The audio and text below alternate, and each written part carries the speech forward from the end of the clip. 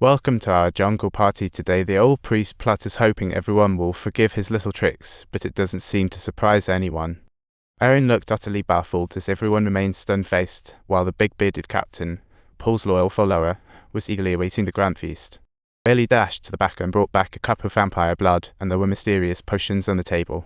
It seems Paul's really trying to turn everyone into vampires. He mixed the poison with the vampire blood, and if everyone drinks, rumor has it the whole town will get super alive. After the big beard drank up, he instantly lay down, convulsing wildly. Everyone was stunned.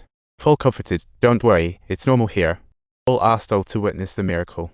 The sheriff, unaccepting, prepared to flee with his son. Just then, he spotted a vampire by the door, and Paul confidently stated, "Look, that's an angel, here to shower us with blessings." The vampire slowly approached amidst gasps of shock.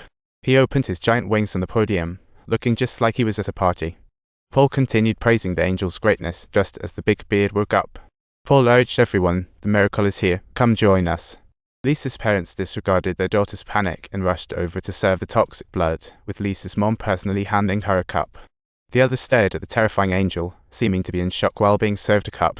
Paul shouted, "This is a blessing from above. All you need is a little courage." The sheriff couldn't stand it, ready to escape with his son, but the son was keen on the party and refused to go.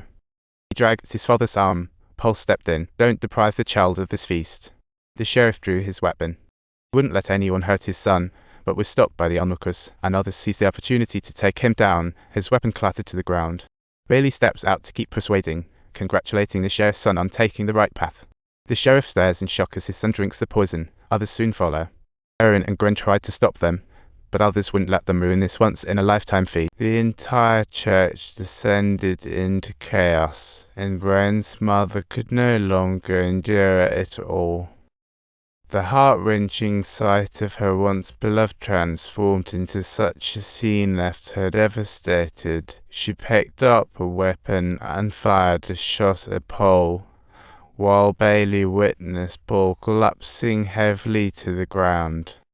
She hurried Bigbeard to shut the door and approached the sheriff, ready to punish him in the name of God. But Bigbeard couldn't believe his eyes at the blood on her hands. After resurrecting, Bailey felt that everything looked different. As she hugged her daughter, she could hear a heartbeat in the blood. At that moment, her father lunged at the girl, clearly losing control after the transformation. Then, her father was also captured and underwent transformation. During the transformation, it seems everyone joyfully turned into their youthful selves. They started to adorn themselves, preparing for the coming baptism as if time no longer mattered.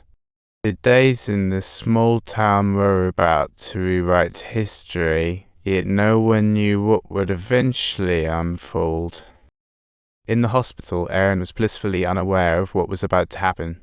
She was sitting by the keyboard, ready to sing a song praising the angel soon.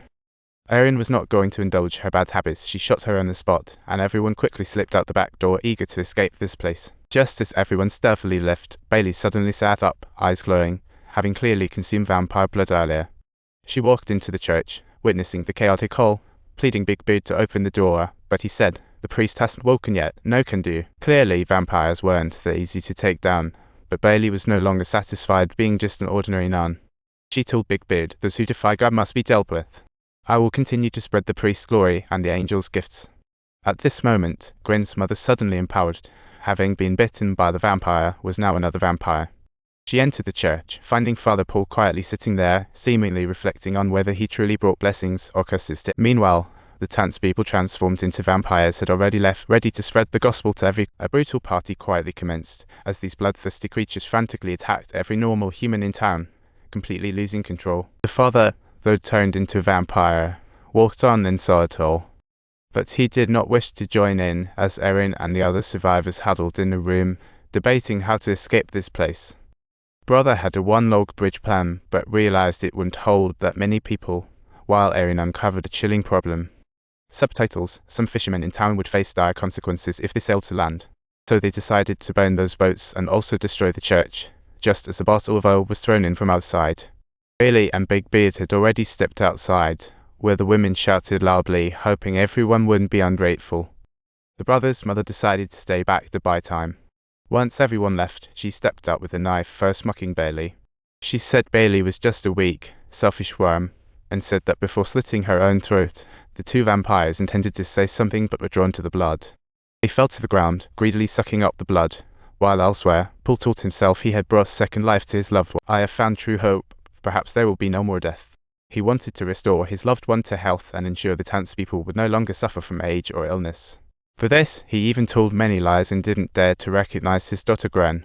He had never thought this was evil, but everything was completely different from what he imagined. He didn't know if the choices made were right or wrong. The woman comforted Paul. We have no right to interfere in our children's lives. Maybe that's the truth of life. Upon hearing this, Paul seemed to have an epiphany, beginning to contemplate the true meaning of life. If you liked our twisty story, don't forget to subscribe to the channel.